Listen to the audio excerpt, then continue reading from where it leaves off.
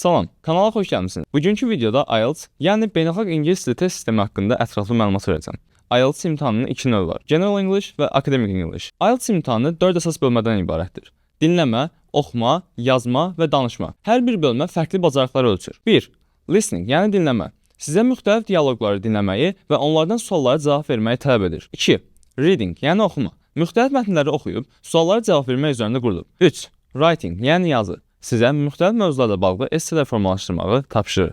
4. Speaking, yəni danışıq. Mütəxəssis ilə müzakirə şəklində baş verir və sizə müxtəlif suallar soruşaraq danışma qabiliyyətiniz dəyərləndirilir. Bu imtahanın ən qısa bölməsidir və təxmini 11-14 dəqiqə davam edir. IELTS imtahanı universitetlərə qəbul olmaq üçün çox əhəmiyyətlidir. Yüksək bal sizə daha prestijli universitetlərdə təhsil almaq imkanı verir. Ən yüksək bal 9 baldır. Hər bir bölmə üzrə 9 bal üzərindən qiymətləndirilir və 4-ə bölünərək son nəticə tapılır. Cambridge, Stanford, Harvard, Kolumbiya kimi top universitetlər beynəlxalq tələbələrin IELTS nəticələrinin qəbul prosesinin ilkin mərhələsində açar məqam olaraq görürlər.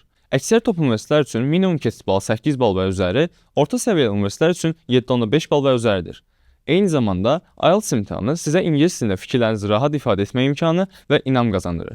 Bu imtahan mütləq şəkildə ingilis dili biliklərinizi artırmanıza kömək edəcək. Videonu bəyənməyi və kanala abunə olmağı unutmayın. Sağ olun.